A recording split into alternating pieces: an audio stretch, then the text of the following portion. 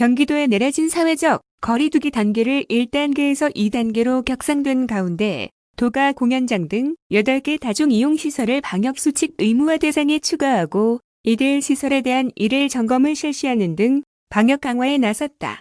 경기도는 지난 15일 김의겸 경기도 행정일부지사 주재로 긴급회의를 열고 사회적 거리두기 강화에 따른 방역 대책을 논의했다.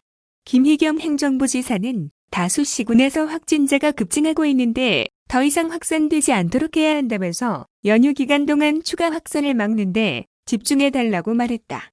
그러면서 각 시설별로 담당 부서를 지정해 점검을 강화하고 방역수칙 위반 시설에 대해서는 강력히 조치해야 한다고 강조했다. 이에 따라 도는 150제곱미터 이상 일반 음식점, 목욕탕, 사우나, 워터파크, 공연장, 영화관, 실내 체육시설, 멀티방, DVD방, 실내 결혼식장, 장례식장 등 8개 추가 방역수칙 준수시설별로 담당 부서를 지정하는 한편 일일 점검을 실시하도록 조치했다. 한편 도는 15일부터 30일까지 교회를 포함한 모든 종교시설과 PC방, 다방, 목욕장업, 학원, 교습소 등에도 예방수칙 준수를 조건으로 한 집합 제한 명령을 내렸다. 또 18일부터 30일까지 방문 판매업체를 대상으로 코로나19 확산 차단을 위한 방문 판매업 등 집합금지 행정명령을 재연장했다. 다음은 2020 상반기 아파트 감사 결과 뉴스입니다. 공동주택 용역사업자를 경쟁입찰이 아니라 수의계약으로 선정하는 등 부적정한 관리로 아파트 입주민에게 손해를 입힌 관리주체와 입주자 대표회의가 경기도 감사의 무더기로 적발됐다. 경기도는 올 상반기 도내 의무관리 대상 공동주택 단지 47곳에 대해 감사를 실시한 결과 총 329건의 부적정 사례를 적발, 고발 및 수사 의뢰, 과태료, 시정명령, 행정지도 처리했다고 16일 밝혔다.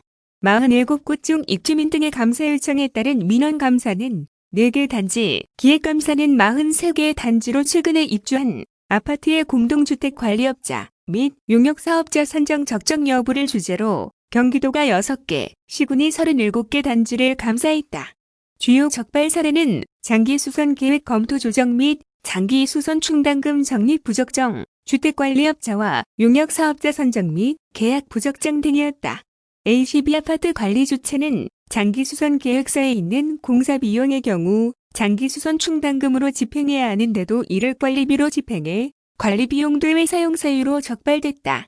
CCT 아파트 관리주체는 경쟁입찰로 사업자를 선정해야 하는 현행법을 어기고 수의계약으로 용역사업자 계약을 체결했다.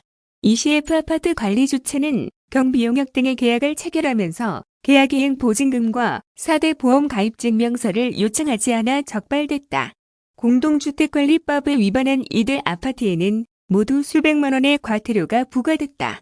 한편 경기도는 감사를 통해 공동주택관리의 제도 개선 사항을 발굴해 국토교통부에 건의했다. 먼저 도는 공동주택관리 정보 시스템의 아파트 잡수입 항목이 분류되지 않아 수입 및 지출에 대한 세분화역 확인이 불가능하다며 25개 항목으로 세분화할 것을 요청했다. 이와 함께 공동주택 장기수선 충당금을 단지별로 자체적으로 정하도록 한 현행 제도에 최소 적립금액제를 추가해달라고 건의했다. 이는 충당금을 너무 적게 책정한 일부 단지의 경우 적립금이 없어 공동주택 공용 부분의 보수, 보강이 이뤄지지 않는 등 안전사고 위험이 있기 때문이다. 홍지선 경기도 도시주택실장은 아파트 비리, 분쟁에 대한 지속적인 감사를 통해 투명하고 효율적인 공동주택 관리 여건을 조성하겠다면서 관련 사례집을 만들어 의무관리 대상 공동주택 단지에 배부하는 등 동일한 사례가 발생하지 않도록 관리 감독을 강화하는 것은 물론 제도 개선이 필요한 사항에 대해서는 중앙정부에 적극적으로 개선 요청을 하겠다고 말했다.